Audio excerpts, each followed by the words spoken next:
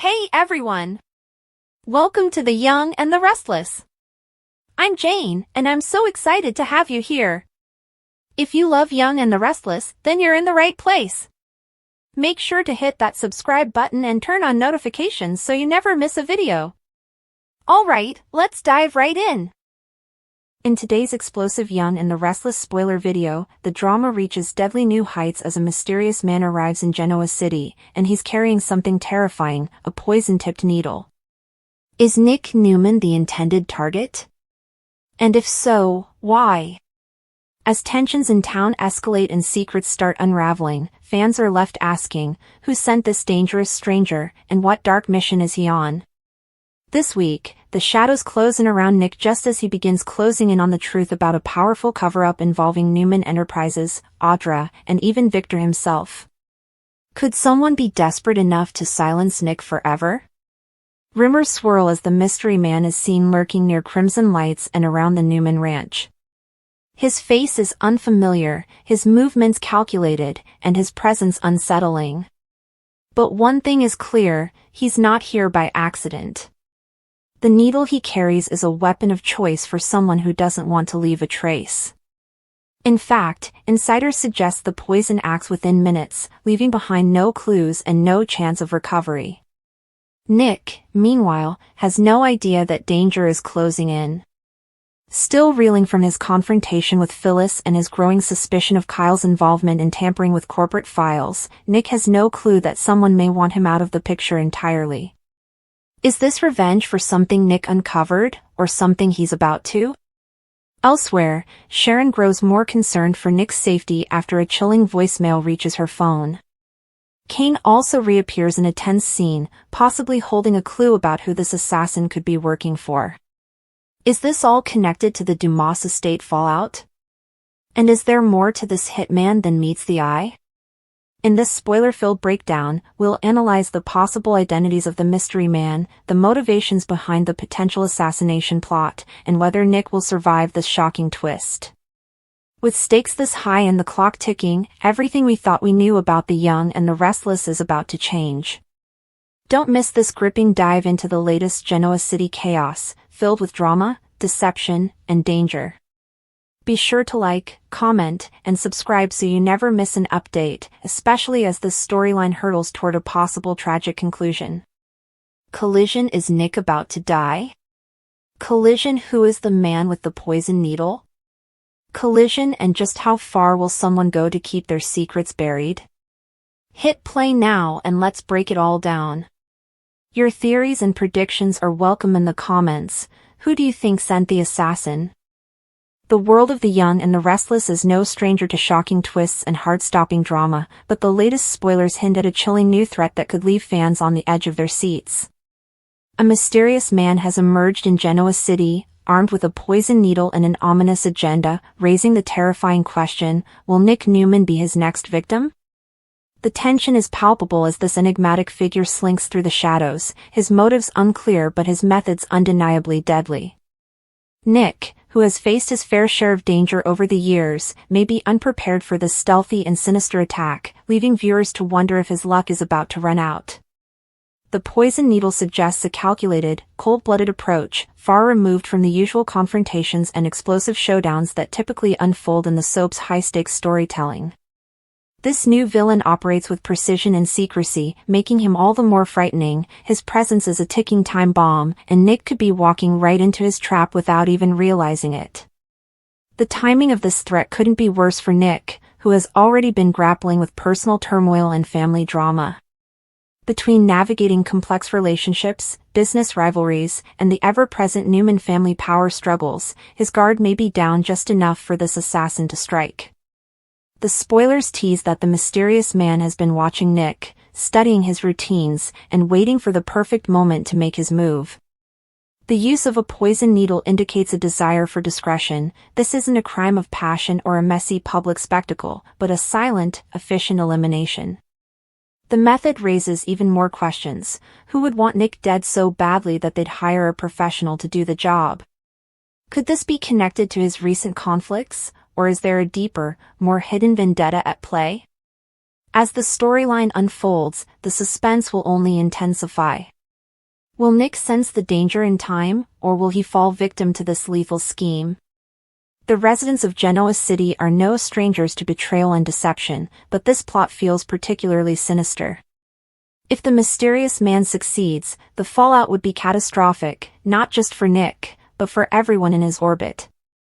Victoria would lose her brother, Sharon would lose a man she's loved for years, and the Newman dynasty would be shaken to its core. Even Nick's rivals might find themselves unnerved by the brutality of this attack, realizing that no one is truly safe if a killer can strike so quietly and without warning. Of course, The Young and the Restless is known for its twists, and there's always the possibility that Nick will narrowly escape death, or that someone else could end up paying the price in his place.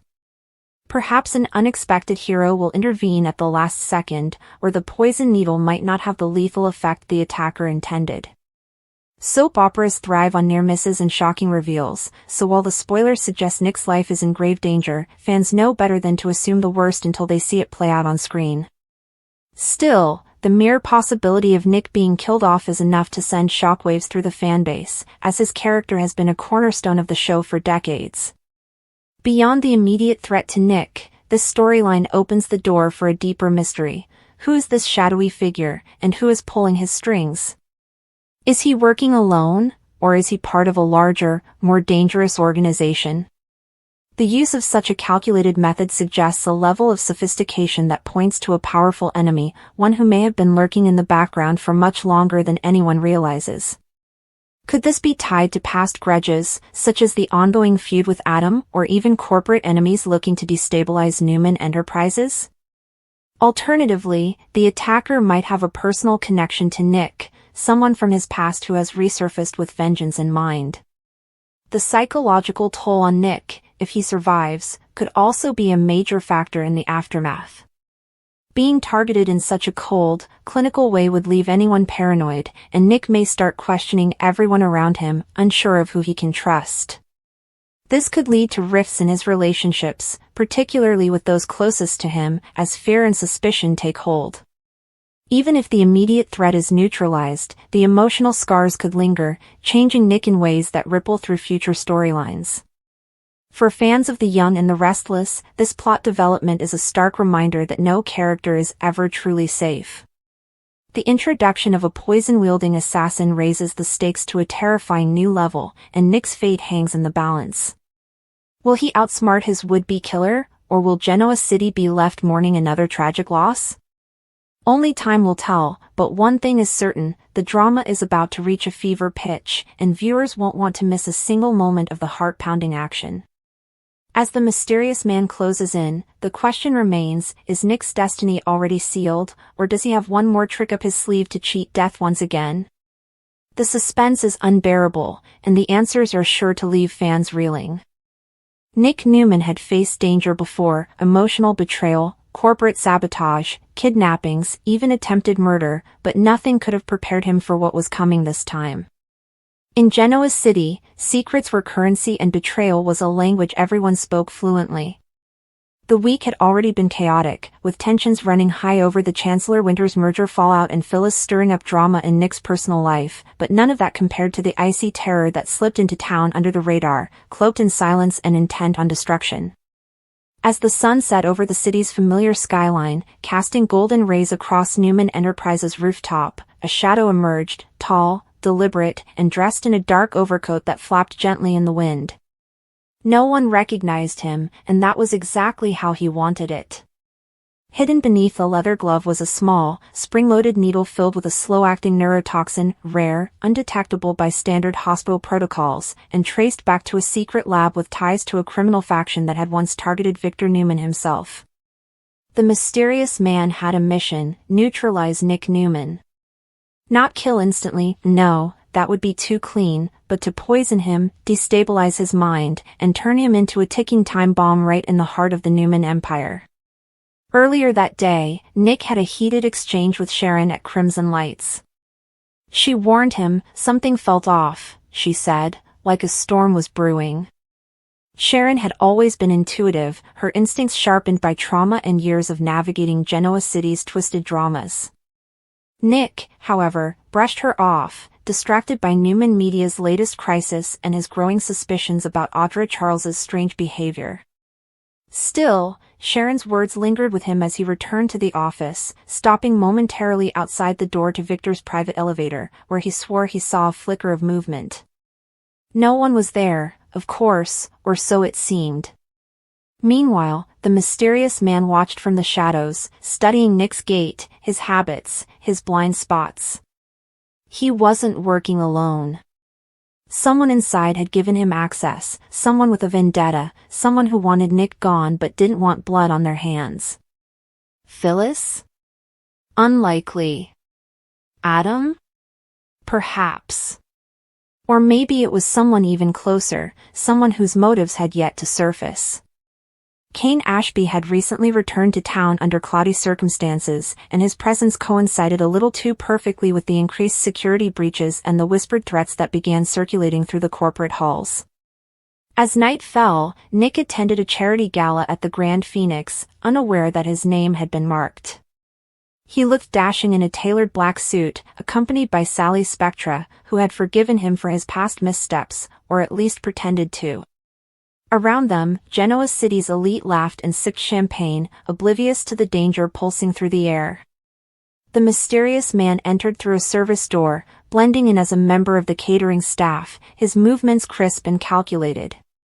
He kept the needle tucked in his sleeve, concealed beneath a silver tray carrying canapes. Just one prick, that's all it would take. Across the room, Nick raised a glass in a toast to family resilience, while his would-be assassin moved closer. Every step brought the man closer to his target, but just as he reached for Nick's arm, a crash rang out near the bar. Sally had knocked over a tray of drinks, and in the moment of chaos, Nick turned, forcing the attacker to retreat unnoticed. But the man wasn't done. This was just a delay. He moved quickly, slipping into the shadows, eyes burning with determination. Back at Newman Towers, Victoria was on edge. A confidential report had gone missing, and security footage from the previous night was mysteriously erased. She confronted Nate, but he swore he had nothing to do with it. When she looped in Nick, he promised to handle it, unaware that someone had already compromised his security pass. The mysterious man now had everything he needed, access to Nick's office, his schedule, even his dietary preferences. That night, he waited inside Nick's penthouse suite, a gloved hand holding the needle as he crouched in the darkness near the couch. But Nick was late, delayed by a last-minute meeting with Lily Winters, who had her own suspicions about recent developments. Lily, whose connection to Kane couldn't be ignored, mentioned seeing a man lurking near the Dumas estate, a man who matched the vague description of someone Sharon had seen near Crimson Lights days earlier. It couldn't be coincidence. The puzzle pieces were slowly clicking into place, but time was running out. When Nick finally arrived home, he sensed something wasn't right. The lights were dim, but a faint draft from the balcony door sent a chill up his spine. He called out, no answer. Reaching for his phone, he prepared to dial security, but before he could press the button, he heard the softest click behind him. He spun around, too late. The man lunged, needle extended. In the struggle, Nick managed to grab the attacker's wrist, knocking the needle to the floor. A vicious fight broke out, with furniture crashing and glass shattering as the two men battled. Nick was strong, but the man was trained, relentless.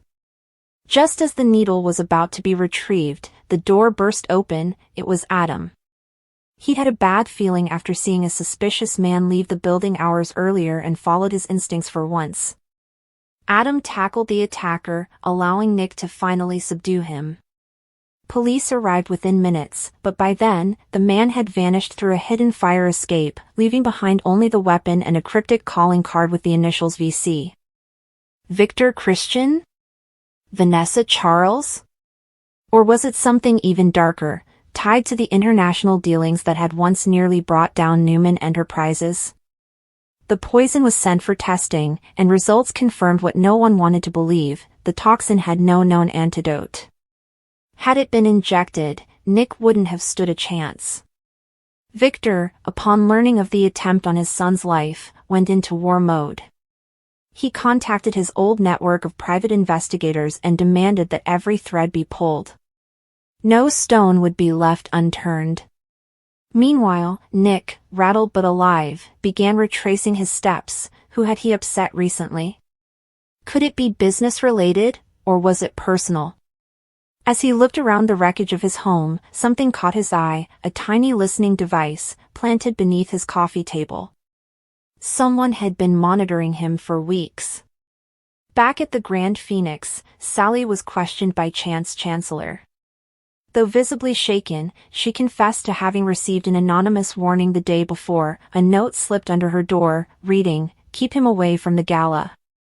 She had no idea who sent it, but it made her think twice about attending. Now she wondered if that moment when she dropped the drinks wasn't her saving his life.